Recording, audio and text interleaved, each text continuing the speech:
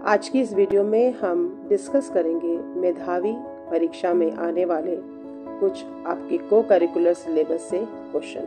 तो let's start. First question है कि वन महोत्सव कब शुरू हुआ। वन महोत्सव वृक्षारोपण अभियान है, ये 1950 में शुरू किया था। किसने शुरू किया था? उस समय कृषि और खाद्य मंत्री कौन थे? मिस्टर कन्हैयालाल मुंशी। इन्होंने शुरू किया था वन महोत्सव और ये हमेशा जुलाई के महीने में फर्स्ट वीक ऑफ जुलाई में ये मनाया जाता है। नेक्स्ट हम बात करेंगे इंटरनेशनल चेस फेडरेशन। इसकी स्थापना जो थी वो पेरिस में हुई थी बेटा। कौन से साल में हुई थी? 1924 में। चेस का जो पुराना नाम है, जो प्राचीन भारत में इसे कहा जाता था चतुरंग। इंटरनेशनल चेस डे, ये आप अपनी कॉपी में अच्छी तरह से नोट कर लें, ये मनाया जाता है 20 जुलाई। कारगिल विजय दिवस, टाइगर हिल पर कब्जा, जुलाई 99 में मनाया गया था। ये 26 जुलाई 99 वो दिन था जब टाइगर हिल पे कब्जा हुआ था और यह दिन विजय दिवस के रूप में ऑपरेशन विजय चलाया गया था और कारगिल विजय दिवस के रूप में मनाया जाता है। यहाँ पर बात कर रहे हैं सेना में सर्वोच्च सम्मान जो दिया जाता है, ये दिया जाता है परमवीर चक्र, और परमवीर चक्र के फर्स्ट रेसिपिएंट थे मेजर सोमनाथ शर्मा। अभी मैंने आपको डिस्कस किया था आपके साथ कारगिल विजय दिवस के बारे में, तो उसमें 2 व्यक्तियों को मरणोपरांत परमवीर चक्र से सम्मानित किया गया है। ये जो 2 शहीद हुए हैं हमारे, ये हैं कैप्टन विक्रम बत्रा और दूसरे हैं captain Manoj Kumar Pandey. International tiger day ये मनाया जाता है हर साल 29 जुलाई को और प्रोजेक्ट टाइगर की शुरुआत हुई थी 1973 में। उस समय बाघों की संख्या करीब 1,500 थी। प्रोजेक्ट टाइगर चलाने के कारण आज बाघों की संख्या 3,000 से भी ऊपर हो चुकी है। अब हम कुछ चर्चा करेंगे देश के टाइगर रिजर्व्स के बारे में। इंडिया का जो 54 टाइगर रिजर्व बना, ये बना है रानीपुर वाइल्ड लाइफ सेंचुरी और ये कहाँ पर है? उत्तर प्रदेश। हम बात करते हैं जिम कॉर्बेट नेशनल पार्क। ये भारत का पहला नेशनल पार्क है। इसका नाम पहले था हैली नेशनल पार्क, अब इसका नाम फिर से बदल दिया है हाल ही के दिनों में। इसका नाम राम गंगा नेशनल पार्क कर दिया गया है। क्यों? क्योंकि जो जिम कॉर्बेट नेशनल पार्क है इसमें एक नदी बहती है जिसका नाम है Ram Ganga. Jim Corbett national park है उत्तराखंड में। बांदीपुर नेशनल पार्क ये कर्नाटक का प्रसिद्ध टाइगर रिजर्व है। नागार्जुन सागर श्रीशैलम टाइगर रिजर्व, ये जैसा कि नाम से स्पष्ट है आंध्र प्रदेश में है। आप यहाँ पर नागार्जुन सागर से भी जोड़ सकते हैं इसे। नागार्जुन सागर डैम जो है ये बना हुआ है कृष्णा नदी पर। नेक्स्ट हम बात करते हैं बांधवगढ़ टाइगर रिजर्व की। बेटा ये जो है ये मध्य प्रदेश में है, इसे हम टाइगर लैंड भी कहते हैं। मध्य प्रदेश में और भी टाइगर रिजर्व हैं, जैसे कि पन्ना नेशनल पार्क है, कूनो नेशनल पार्क है, पंच नेशनल पार्क है। अब हम आते हैं रणथंबोर नेशनल पार्क। ये कहाँ पर है? राजस्थान में। राजस्थान में एक और नेशनल पार्क है जिसका नाम है सरिस्का और एक वहां पर बर्ड सेंचुरी जिसका नाम है केवलादेव नेशनल पार्क। यह है सुंदरबन टाइगर रिजर्व। जैसा कि आपको पता है सुंदरबन डेल्टा कहाँ है? वेस्ट बंगाल में है और आधा हिस्सा इसका वेस्ट बांग्लादेश में है। और दूसरा है पेरियार टाइगर रिजर्व। ये केरल का नेशनल पार्क है और यहाँ भी टाइगर्स की संख्या अच्छी खासी है। मेरी माटी मेरा देश, ये प्रोग्राम शुरू हुआ था 30 जुलाई को और उससे पहले हमने मनाया था हर घर तिरंगा प्रोग्राम। अगला है, अब कुछ हम कोट्स की बात करते हैं। आत्मसम्मान इंसान का सबसे बड़ा गहना होता है, ये कहा था सरोजिनी नायडू ने, जिसे हम भारत का किला भी कहते हैं। बाल गंगाधर तिलक की फेमस सेइंग थी, Swaraj is my birthright and I shall have it. Swaraj मेरा जन्मसिद्ध अधिकार है और मैं इसे प्राप्त करके रहूंगा। अरुणा आसिफ अली, इन्होंने कहा था the he who is not courageous enough to take risk will accomplish nothing in life। यानी जो साहसी व्यक्ति नहीं है, जो जिंदगी में रिस्क नहीं ले सकता, वो जिंदगी में कुछ नहीं कर सकता। चंद्रशेखर आजाद, क्या कहा था इन्होंने? वह खून कहो किस मतलब का जिसमें उबाल का नाम नहीं, वह खून कहो किस मतलब का आ सके जो देश के काम नहीं, वह खून कहो किस मतलब का जिसमें न रंग है न रवानी है, परवश हो जो बहता है खून नहीं वह पानी है। यदि आपके खून में उबाल ही नहीं है, अगर आप यूथ हैं और आपकी रगों में देशभक्ति नाम की भावना आपकी रगों में नहीं दौड़ती है, तो आप अपनी मदरलैंड की सेवा नहीं कर सकते। इस चित्र में आपको वाटर पॉल्यूशन दिख रहा होगा। वाटर पॉल्यूशन जो होता है उसके 4 प्रमुख कारण होते हैं। पहला जो प्रमुख कारण होता है, ये जो ऑयली करता है समुद्री जहाजों से, टैंकर से, वो बड़ा कारण होता है। दूसरा कारण होता है फैक्ट्री का जो रासायनिक कचरा होता है, जब वो नदी में बहा दिया जाता है तब वाटर पॉल्यूशन होता है। यहाँ पर आप देख रहे हैं, अगर सीवेज की ड्रेनेज भी जो है वो नदी में होती है, और ये गंगा के पॉल्यूशन का सबसे बड़ा कारण है कि सीवेज की जो ड्रेनेज है वो नदियों में मिल जाती है तो वाटर पॉल्यूटेड हो जाता है। नदियों में जानवरों को नहलाने से, कपड़े धोने से भी नदियों का पानी प्रदूषित हो जाता है। ठीक है ना। यहाँ हम चर्चा करेंगे 3 कलर हैं डस्टबिन के। पहला है रेड, दूसरा है ग्रीन और तीसरा है ब्लू।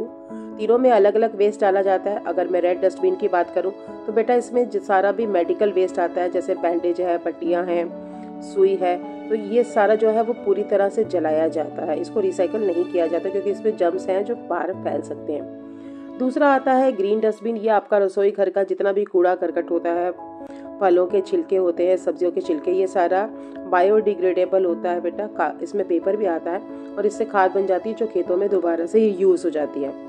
और तीसरा प्रकार का जो डस्टबिन है ये ब्लू कलर का है। ये रिसाइकल को दिखाता है। इसमें वो चीज़ें आती हैं जो रिसाइकल होती हैं, जैसे कि शीशे से बनी यानी कि ग्लास से बनी हुई चीज़ें हैं, मेटल से बनी हुई चीज़ें हैं और प्लास्टिक से बनी हुई चीज़ें। ये चीज़ें रिसाइकल हो जाती है और फिर हम इन्हें दोबारा रीयूज कर सकते हैं। Now we come to the balance diet. Balance diet वो होता है जिसमें कि भोजन के सभी न्यूट्रिएंट तत्व उचित मात्रा में हों। सबसे पहले हम बात करते हैं कार्बोहाइड्रेट की। कार्बोहाइड्रेट हमें ऊर्जा देता है, एनर्जी देता है, और ये मीठी चीज़ों में जैसे कि गुड़ है और सभी प्रकार के अनाज है, चीनी में पाया जाता है। दूसरा आता है प्रोटीन। ये बॉडी बिल्डिंग का काम करता है, और प्रोटीन जो है हमें दूध, मांस, मछली, अंडा, दालों से मिलता है। और अगर मैं फैट्स की बात करूँ, चिकनाई है, ऑयल है, तेल है, ये भी शरीर की रक्षा करती है, ठंड से बचाती है और ऊर्जा भी देती है। और चौथा आता है विटामिन, जिसमें कि बहुत सारे न्यूट्रिएंट्स होते हैं और जो हमें रोगों से लड़ने में मदद करते हैं। और इसमें 5वां तत्व आता है वाटर का। अगर आपसे पूछा जाए कि दिल्ली में कौन सी नदी बहती है तो आप सब यमुना कहेंगे, बट एक और नदी है जो हाल ही में दिल्ली में जो है वो उसमें कूड़ा डालने से, करकट डालने से, कचरा डालने से, सीवेज वाटर डालने से उसने नदी का आकार छोड़ के नाले का आकार ले लिया, जो नजफगढ़ के नाले के नाम से प्रसिद्ध है। और इस नदी का नाम है साहिबी रिवर, जो कि ओरिजिनेट होती थी अरावली से। तो ये इस नदी को साफ करने का प्रयास अभी जारी है, और इसमें से ड्रेनेज जो सीवेज है, सीवेज वाटर प्लांट्स लगाए जा रहे हैं ताकि लोग अपने घर का कूड़ा और फैक्ट्री का कचरा इसमें ना डालें। नेक्स्ट हम बात करते हैं खो खो टीम की। खो खो टीम में खिलाड़ी की संख्या होती है 12। 9 जो होते हैं ऑन रोड होते हैं, ऑन ग्राउंड होते हैं, और 3 एक्स्ट्रा होते हैं। नेक्स्ट हम बात करते हैं वर्ल्ड मेंटल हेल्थ डे। ये हम हर साल 10 अक्टूबर को मनाते हैं, और उसकी जो टैग लाइन है वो है कि मेंटल स्वास्थ्य, मानसिक स्वास्थ्य सबका जन्मसिद्ध अधिकार है, यूनिवर्सल राइट है। ग्लोबल हैंड वॉश डे हम 15 अक्टूबर को मनाते हैं, और 2 स्थितियों में हाथ धोना बहुत जरूरी है, खाना खाने से पहले और after using the toilet. Next हम आते हैं टॉयलेट डे। ये हम कब मनाते हैं, ये डेट अच्छी तरह से याद कर ले, दैट इज नवंबर 19। और ये क्यों मनाया जाता है, ताकि लोग अवेयर हो सके, खुले में शौच ना करें। स्वच्छ भारत अभियान में टॉयलेट्स बनाए गए थे, लाखों की संख्या में टॉयलेट बनाए गए थे, ताकि कोई भी ओपन में टॉयलेट ना करें। क्योंकि जब हम ओपन में टॉयलेट करते हैं, डिफिकेशन करते हैं, तो क्या होता है, उसमें मच्छर मक्खियां बैठते हैं, वो आपके खाने में बैठते हैं और आपको बीमार भी कर सकती हैं। कॉन्स्टिट्यूशन डे हम कब मनाते हैं, हम मनाते हैं 26 नवंबर को। इस दिन हमारा जो संविधान था वो पूरी तरह से पारित हो चुका था और लागू हुआ था अगले साल 26 जनवरी 1950 को। ठीक है, संविधान क्या है, ये एक ऐसी पुस्तक है जिसमें देश को चलाने के नियम और कानून बने होते हैं। नेशनल मैथमेटिकल डे हम मनाते हैं 22 दिसंबर को, और ये जन्मदिन होता है उस महान गणितज्ञ का, उस ग्रेट मैथमेटिशियन का, जिसका नाम है श्रीनिवासन रामानुजन। इन्होंने अपनी थ्योरी लिखी थी इन्फिनिटी पे, और इनकी लिखी हुई थ्योरम्स को आज भी वैज्ञानिक सर्च कर रहे हैं और इसे सॉल्व करने का प्रयास कर रहे हैं। हम बात करते हैं विष्णु चिंचलकर जी की। ये मध्य प्रदेश में इंदौर के निवासी हैं, और इन्होंने ड्राई लीव्स का, पेड़ों की गिरी हुई पत्तियों का इस्तेमाल किया है पेंटिंग बनाने में। जी हाँ, ये देखिए पत्तियों से कितने सुंदर जानवरों की आकृतियां बनाई गई हैं।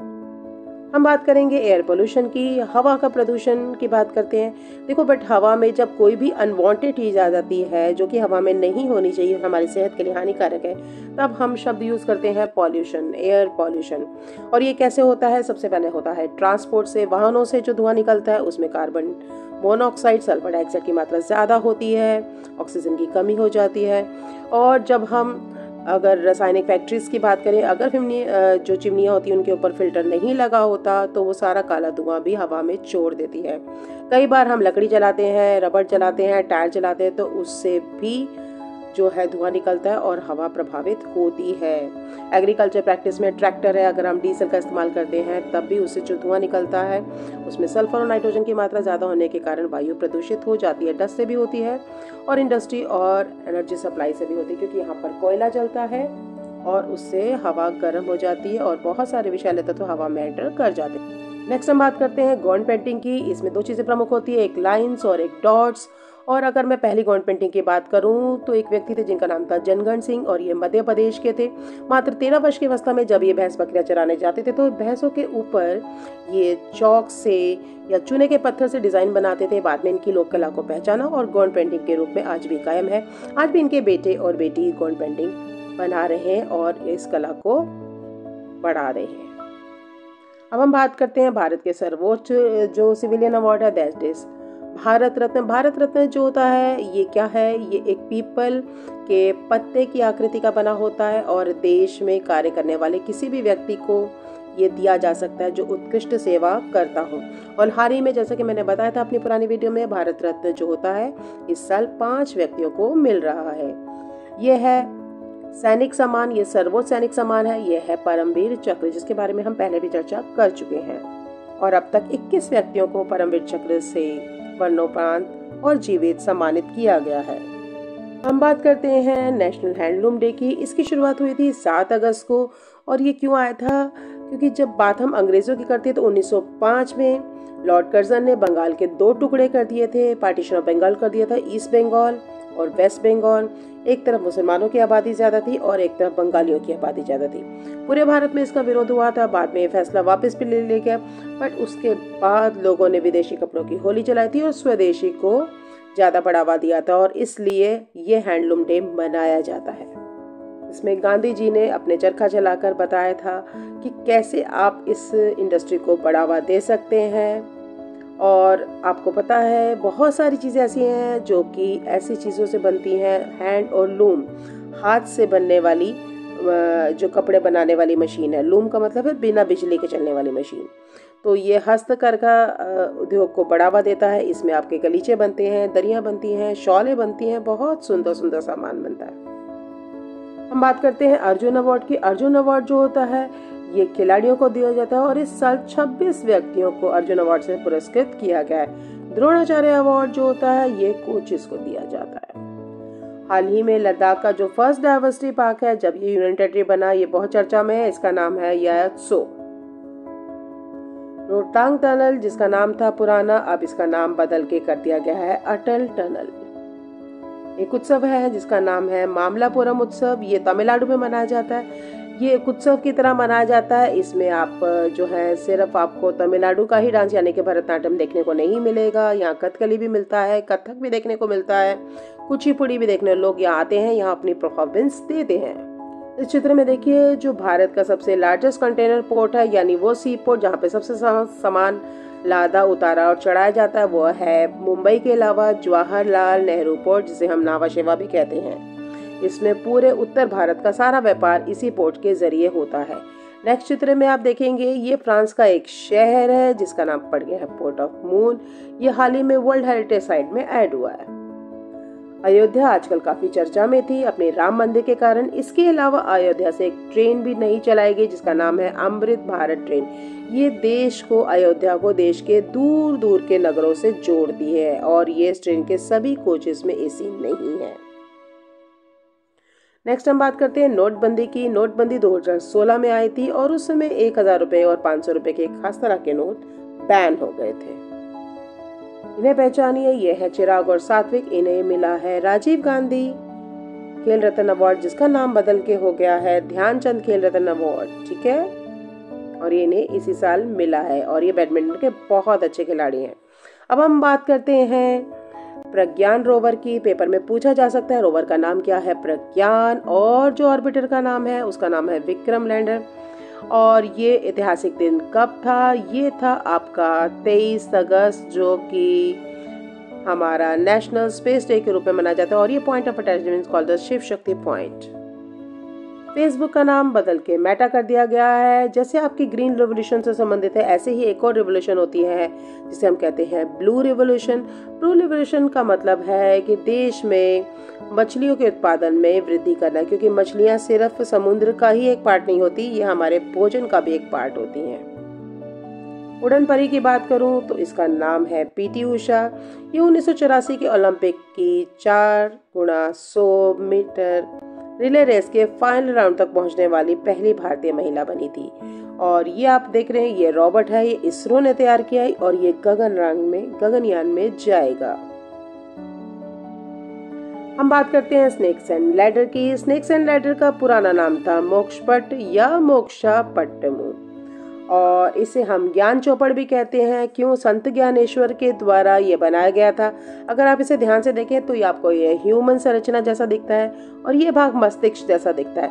मतलब ज्यों-ज्यों आप सांप सीढ़ी में यूं चढ़ते जाते हैं, आप साधना की अवस्थाओं को पूरा करते जाते हैं और अंत में जाके आप यहाँ पर आप देखेंगे कि आप जो है वो सहस्त्रधार चक्र की ओर ये इशारा कर रहा है। तो देखिए कैसे हमारी सांप सीढ़ी हमारे अध्यात्म से जुड़ी है।